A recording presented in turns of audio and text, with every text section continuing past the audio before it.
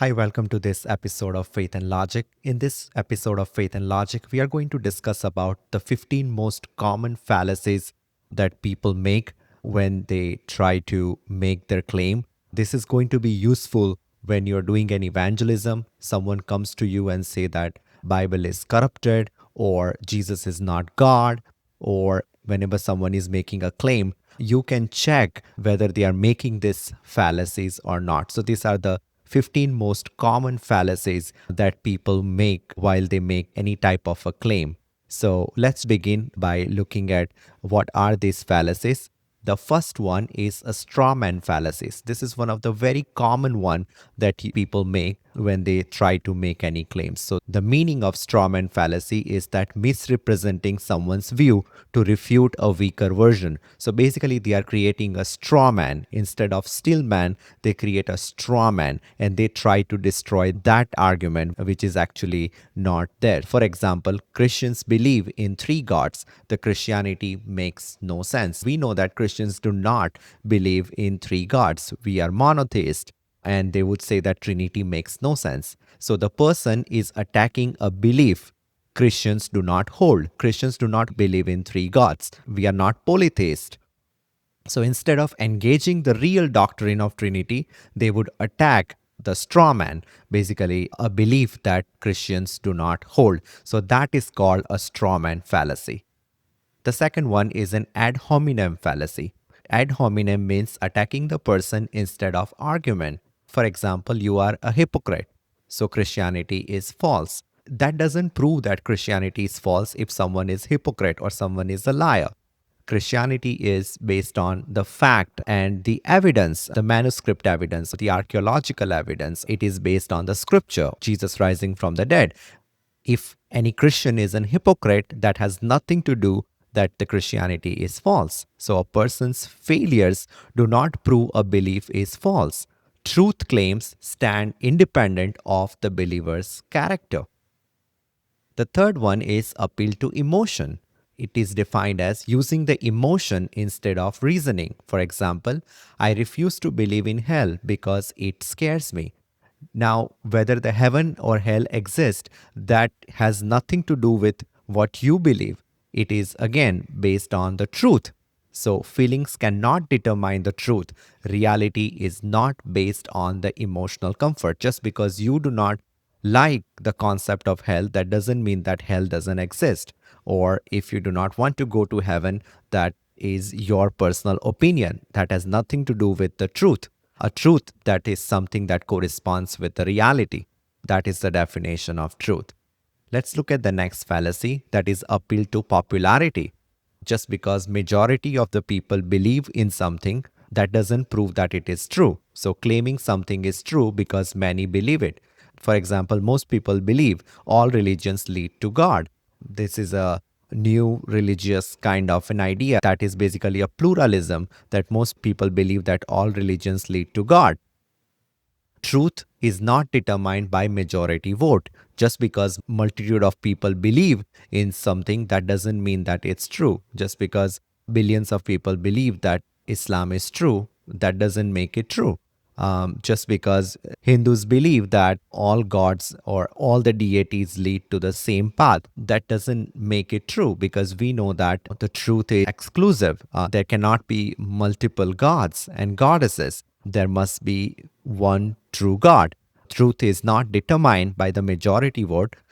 Many majorities have been wrong throughout the history. We know that from the history that many people followed the cult and they were wrong. We know from the history that appeal to popularity doesn't work. So this is also one of the fallacy that we need to be careful when someone makes this type of a claim. Let's look at the next one. This is false authority. Now, using a non-expert as an evidence. For example, an actor said Jesus never existed. Now, what does actor has to do? He has not studied historical claims, or he has not looked at the archaeological or manuscript evidence about Christianity or about the historical Jesus. So he's not the authority that you would go to if you want to say that whether Jesus existed or not. You will go to the department of history, and they can tell you whether Jesus existed or not. So, a celebrity opinions have no bearing on historical facts. So, that is a false authority fallacy. Now let's look at the next one, that is the hasty generalization. Conclusion from too small a sample. For example, maybe two or three Christians, if they are not a good people, that doesn't prove that Christianity is false. So, for example, I met two root Christians, therefore Christianity is false. Just because two Christians were root, that doesn't make Christianity false. You cannot judge an entire worldview based on a small sample of its followers. So that is the fallacy of hasty generalization. You are trying to make it generalize based on a small sample. Now let's look at the next one, that is red herring, distracting from the main issue. For example, a Christian says Jesus rose from the dead. And the atheist would say, but what about all the church scandals? Now, what does the church scandals has to do from whether Jesus rose from the dead or not?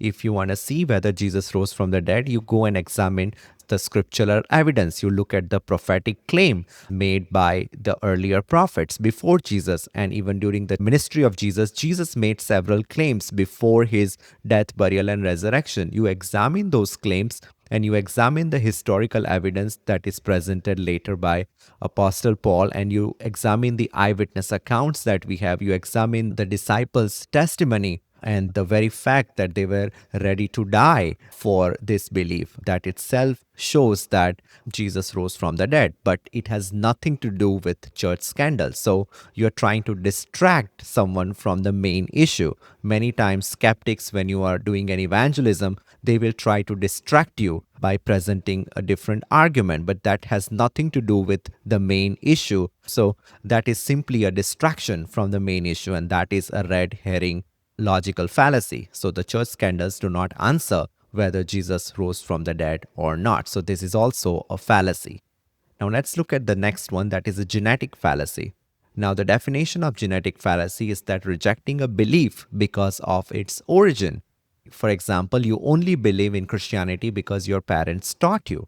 Now, we know that parents can teach the truth, right? The origin of a belief doesn't determine its truth. It doesn't matter where is it coming from or who taught you that. You need to examine the evidences whether what you believe is truth or not. So even if you learn from the parents, the resurrection could still be real. Let's look at the next one. This is a false dilemma, presenting only two choices when more exist. For example, either science explains everything or God exists. Dilemma that people would like to put, that either science explains everything or God exists. Pick one. We know that they both can be true. A real science will obviously coincide with the Bible, with the scripture. So they both can be true. God is the creator, and science, when we look at the different faculties or different departments of science, like biology or anatomy, we can understand God's creation. With the help of the science, we can understand how wonderfully God has created the universe, or how wonderfully God has created us in his image, presenting only two choices when more exist. That is a false dilemma. And we need to be aware of this fallacy. Now let's look at the next one, that is the circular reasoning. And now this also is very common one. People would like to argue in circles. That means assuming the conclusion in the premise. For example, the Quran is the word of Allah because the Quran says it is the word of Allah. So just because the Quran says that it is the word of Allah, that does not make it the word of Allah, right? It proves that Quran with itself. We need the historical, prophetic, archaeological, manuscript evidence in addition to avoid the circularity. So many times a skeptic would just argue in circles. They are just assuming the conclusion in the premises, but we need some additional evidence in order to avoid the circularity. So that is a circular reasoning. Now, the next one is false analogy. Now, comparing the two things that are not truly alike. So many times skeptics would try to compare God with something fictional. For example, believing in God is like believing in tooth fairy. Now, there is a historical philosophical and experiential evidence for God. So, for the existence of God, you can give philosophical arguments whether God exists or not. That's a philosophical question. Now, you also examine in the scripture what God has revealed to us. You can look at the general revelation, what God has created, and from that you can come to the conclusion whether God exists or not. But there is no evidence of a fictional character like Tooth Fairy. So it is two different things. Comparing apple with oranges. So comparing two things that are not truly alike. That is a false analogy. Now let's look at the next one, that is a post hoc, confusing correlation with causation. For example, after I stopped going to church, my life got better. So Christianity must be false. Your life got better. There could be multiple reasons for that. Maybe it has nothing to do with stop going to the church. Maybe you are doing well financially. Maybe health wise you are doing good. Maybe you're doing exercises. Maybe you are spending more time with your family. Maybe you are eating healthy. There could be multiple reasons for your life to get better. It has nothing to do with stop going to the church. But this is a kind of a post hoc fallacy, confusing correlation with causation. So life circumstances have many factors. The conclusion does not logically follow. And that is a post hoc fallacy. Now, let's look at the next one, and that is begging the question. Now, the argument assumes what it's trying to prove. So basically, you are assuming what you're trying to prove. For example, miracles can't happen because they are impossible. So within the premises itself assumes the conclusion that miracles are impossible. So that is you're begging the question. If you say that miracle cannot happen, then you have to prove that why miracles cannot happen. You have to give the arguments for why miracles cannot happen. But if you are just trying to say that miracles can't happen because they are impossible, so you are assuming what you are trying to prove, and that is called begging the question. Many times people make this kind of a fallacy. When they construct the premises, they are begging the question, and that is begging the question fallacy. Now let's look at the next one, that is self-refuting statement. This is a very common fallacy that people make, but they don't realize that what they are trying to claim is self-refuting, a claim that contradicts itself. For example, someone who says there is no absolute truth. Now, by making this statement, they are actually making a truth claim, but they would say that there is no absolute truth. So the statement itself is presented as an absolute truth. When you say that there is no truth, you are making a truth claim. So it negates itself logically. So this kind of a statements are self-refuting statement, and we need to be aware when someone makes a self-refuting statement. Now, the next one is burden of proof. That means that forcing the other person to prove a negative.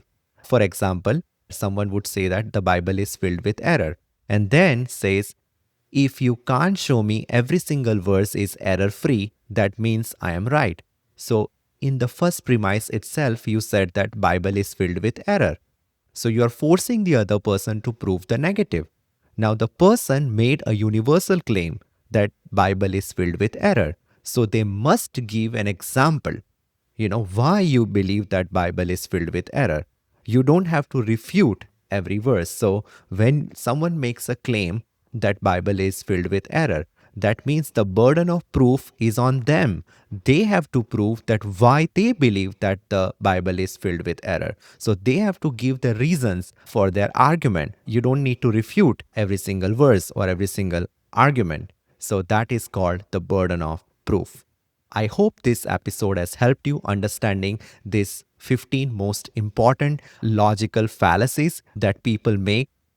This is very important for the practical evangelism when you are trying to evangelize a skeptic or an atheist or any non-believers. They would try to make this type of claims. These are the fallacies. If you know these fallacies, then you will be able to immediately catch what fallacy they are making and you will be able to address them correctly. I hope that this episode has helped you understanding this important 15 fallacies.